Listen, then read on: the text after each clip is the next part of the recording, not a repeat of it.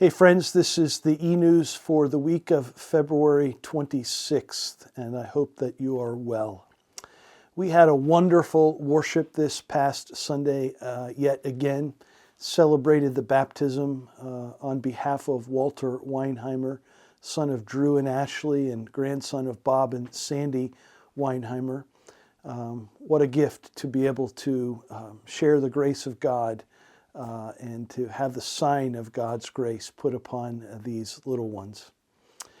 Each Sunday, I continue to be fulfilled and really humbled by the presence of God that is palpable in our sanctuary at both services. And so I hope that if you're not able to know that kind of fellowship, that you'll take the opportunity to come and be in person. But we're always glad to come to you online.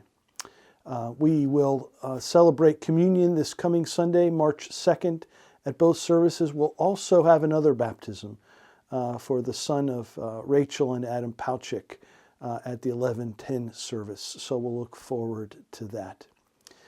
Sundays are just full of God's grace and presence here, and one of those is the gift of all the children and young people that are involved in this congregation through music and other ways, and all the young families that bring their children with them. We have been offering child care. Most recently, we added 8:30 to that offering, and so many people have taken advantage of that we've outgrown the nursery. So beginning this Sunday, child care from 8:30 through 12:30 every Sunday will be offered in the toddler room downstairs. The nursery upstairs will continue to be open for those parents or grandparents who want to take their children into that room where they can hear and watch worship without disrupting anybody if the child needs some space and a place where they can be a little noisier. The nursery is open for you. But the child care that's provided will be in the toddler room downstairs from 8:30 to 12:30 now every Sunday. Thanks be to God for those who volunteer and offer their time to be with the youngest of our community. We're grateful for that. I wanted to share with you today, every week we say the Lord's Prayer together. And in the Lord's Prayer we say, give us today our daily bread. And I am always reminded when we use that prayer and when we speak that phrase that God's grace is daily for us.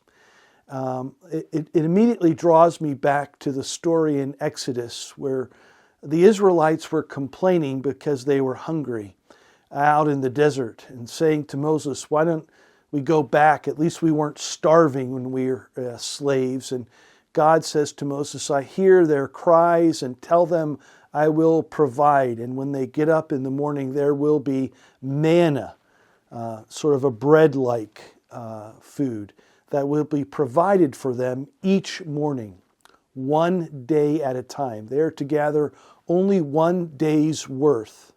And then on the 6th day, they are to gather 2 days' worth because the 7th day will be a day of rest. But if they gather too much, if they try to store it up, that which is left will rot and be of no use for them. So they needed to depend upon God daily for His provision. I'm always reminded of that. But there's another angle on this that I sort of experienced in the last few months. I went to my dermatologist. I had several years ago, had a little Mohs surgery on my right cheek here for some skin cancer cells, and that was taken care of, but there was another mark or another blemish, and so I went to visit the dermatologist, and she looked at it, and it was fine. It didn't really need anything special, but she said, are you using the cream that I gave you for your rosacea on your face? I said, well, sometimes. She said, well, you're supposed to use it every day. And if you used it every day, you would prevent the blemish and the mark that you're so worried about.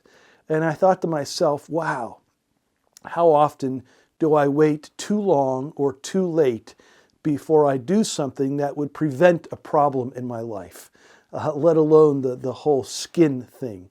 And so now I do put that cream on my face every day, but it has also served to remind me that while God's grace is given to me enough for each day, one day at a time, that I also need to go and gather that grace. It's not just that God is providing, but I need to go out and gather the manna that He provides. There's a responsibility on my daily practice of gathering God's grace, just like daily I put on the cream of my face. And so I'm wondering if I can encourage us all to appreciate the practice of daily disciplines. Even when we don't have an immediate need, to be in prayer daily, to be studying God's Word daily, to worship God daily in our personal life. That sort of builds up a prevention for trouble that might come. Just like the cream prevents the skin blemish, so being in God's Word, being in prayer, well, it doesn't chase all the evils away. It causes to give us strength for whatever is to come. But if we wait until it's time of need rather than working ahead of time, then we're already behind the process. So I want to encourage you in your spiritual life to do the daily practices that might prevent illness or backsliding or struggle with sin in your life. Not that it's going to take care of it all, not that it's going to do away with all disease, but that daily practice can prevent some of those downfalls if we would simply be secure and strong. So let me encourage that for you today. Know that we love you, we care about you, we'd love to hear from you. So take care, God bless, have a great day.